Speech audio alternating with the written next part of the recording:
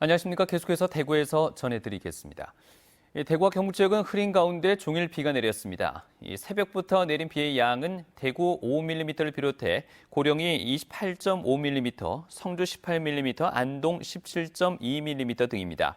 비는 낮 동안 소강 상태를 보이다가 오후 늦게부터 다시 내리겠고 예상 강우량은 내일까지 10에서 60mm입니다. 오늘 낮 기온은 대구 26.8도, 의성 27.7도 등 23도에서 28도로 어제보다 2도가량 높았습니다. 내일도 흐리고 비가 오는 가운데 낮 기온이 30도까지 오르면서 후텁지근한 날씨가 이어지겠습니다. 대구 경상여고 학생들이 흡입한 가스가 어디서 유출됐는지 사고 발생 사흘째에도 밝혀지지 않고 있습니다.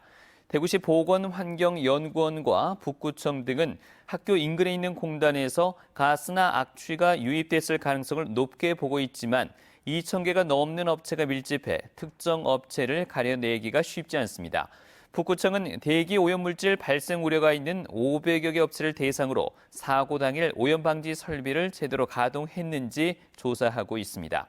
한편 대구지방환경청은 내일부터 이틀간 대기 오염 이동 측정 차량을 투입해 대구 3공단 공기질을 모니터링합니다.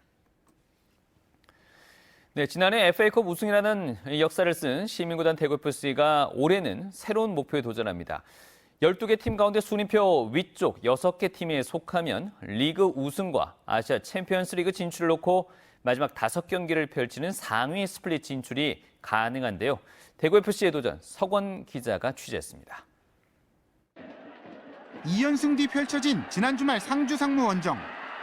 내심 3연승과 함께 4위를 굳히고 3위 FC 서울과의 격차를 줄이고 싶었지만 먼저 실점하고는 경기 막판 에드가의 페널티킥 득점으로 극적인 무승부를 거두는 데 만족해야 했습니다. 찬스마다 공격의 핵 에드가와 세징야에게 집중된 수비를 뚫기 위해선 아직 리그 데뷔골이 없는 새 외국인 공격수 히우도 선수의 활약이 중요합니다.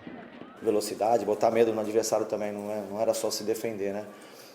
O Rio chegou agora, chegou no meio do campeonato, não fez uma pré-temporada nem nada, né? Então tem um pouco de dificuldade ainda na adaptação, né? Mas é um excelente jogador, a gente conhece muito bem do Brasil e com certeza daqui a pouco ele vai se adaptar o mais rápido possível. 승점 1점을 거뒀지만 강원에게 4위 자리를 내줘야 했던 대구FC. 현재 대구FC의 순위는 상위 스플릿에 해당하는 5위입니다. 3위 서울까지는 승점 6점 차로 가시권에 놓여 있습니다만 반대로 하위 스플릿에 해당하는 순위 7위 수원과의 차이가 3점에 불과해 매 라운드마다 승점을 쌓는 것이 중요한데요. 현실적으로 1, 2위 전북과 울산과의 격차가 큰 만큼 3위를 목표로 두고 상위 스플릿에 남아야겠다는 각오로 남은 경기들을 치러야 합니다. 그러면 남은 경기들을 살펴볼까요? 상하위로 나누어 치르는 스플릿 라운드까지는 5경기가 남아 있습니다. 전북을 제외하면 순위표상 아래에 위치한 팀들과 만나는데요. 하지만 강등권에 놓인 인천과 제주, 또 상위 스플릿 진입을 노리는 성남과 포항 모두 총력전이 예상됩니다. 과연 대구FC가 가을의 입구에서 기분 좋은 무패 행진을 이어가며 창단 이후 첫 상위 스플릿 진입을 할 수 있을지. 다가오는 5경기의 중요성은 더욱 커졌습니다. MBC 뉴스 서건입니다. 포스코 제철소의 용광로 유해가스 배출 사건과 관련해서 지금까지 많은 문제점들이 드러나고 있는데요. 환경부 민관협의체는 지난 석 달여간의 조사를 마치고 조만간 종합대책을 발표할 예정입니다만 언론의 회의장 접근을 원천적으로 차단하는 등 폐쇄적인 운영으로 빈축을 사고 있습니다. 장성훈 기자입니다. 환경부가 최근 보도자료를 통해 밝힌 용광로 브리드 관련 설명문입니다. 아르셀러미탈 제철소 등을 조사한 결과 미국은 휴풍과 재송풍 때 브리더를 개방하더라도 배출가스의 오염도를 엄격히 관리하는 것으로 확인됐습니다. 미국에서는 브리드 배출가스의 불투명도를 20% 이내로 규제하고 제철소 자체 점검은 물론이고 환경당국도 불시에 점검을 실시합니다. 불투명도 기준을 위반한 업체에는 하루 6천만 원가량의 벌금을 부과하고 미국은 현재 주 단위에서 이루어지던 규제를 연방 차원으로 격상하는 방안도 검토 중입니다. 유럽연합도 브리드 개방 시간과 날짜, 조치 사항 등을 기록해 관리하도록 규정하고 있습니다. 포스코가 설치해놓고도 사용하지 않아 논란 중인 세미클린 브리더와 관련해서도 미국 사례 등으로 볼 때 용광로 배출가스의 오염도를 줄이는 효과가 있다고 분명히 했습니다. 따라서 브리더를 통한 유해가스 배출과 관련해 외국에선 규제가 없는데 한국만 규제한다는 포스코 등의 주장은 사실이 아니라고 밝혔습니다. 환경부는 지난 29일 마지막 민간협의체 회의를 갖고 세미클린 브리더의 사용과 불투명도 관리 등 브리더 개방에 따른 환경 대책들을 최종적으로 논의했으며 조만간 종합 대책을 발표할 예정입니다. 한편 환경부는 민간협의체를 운영하면서 언론의 회의장 접근을 가로막고 취재를 거부하는 등 폐쇄적인 행태를 보여 국민의 알 권리 침해는 물론이고 여러 의혹에 대한 논란을 키우고 있다는 비판을 받고 있습니다. MBC 뉴스 장성훈입니다. 내년 7월이면 공원 일몰제에 따라서 그동안 묶여 있는 공원 부지가 한꺼번에 민간에 풀립니다.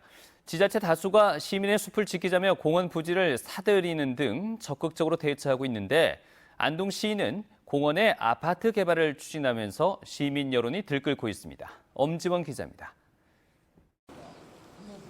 환경단체와 녹색당, 지역 아파트 입주자 대표 등으로 구성된 공원 지키기 시민연대가 안동시청 앞에 모였습니다. 2년 전부터 민간 건설업자가 아파트 개발 절차를 밟고 있는 옥동 옥현공원과 옥송 상록공원을 시민에게 돌려주라는 겁니다.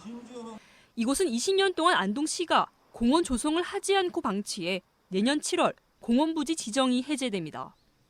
지금 안 그래도 안동은 아파트가 감이 너무 많이 들어섰는데 이조차도 공원 아파트로 개발한다면 후손들에게 물려준 공원이 과연 얼마나 남겠습니까? 공원 일몰제로 사라지는 안동시의 공원 대상 부지는 총 24곳, 축구장 600여 개 면적과 맞먹는 422헥타르에 달합니다. 그러나 안동시는 일몰제 공원 총 면적의 1.6%에 해당하는 이곳 송현 2공원 부지 한 곳만 지자체 매입을 추진하고 있습니다. 일몰제 대상 부지의 44%를 매입해 공원으로 조성하고 있는 전국 지자체 평균과 비교해도 한참 떨어집니다. 재정 상황이 더 열악한 인근 영주시는 일몰제 공원 부지의 85%에 해당하는 공원 8곳을 모두 시 예산을 들여 매입할 계획입니다. 예산 1조 원, 부채 제로를 자랑하는 안동시와 차별화된 행보입니다. 영주나 상주, 대구만 하더라도 이 도시공원을 시민에게 돌려주려고 노력을 하고 있거든요. 재정 자립도의 문제가 아니고 우리 안동시의 의지가 없다는 겁니다.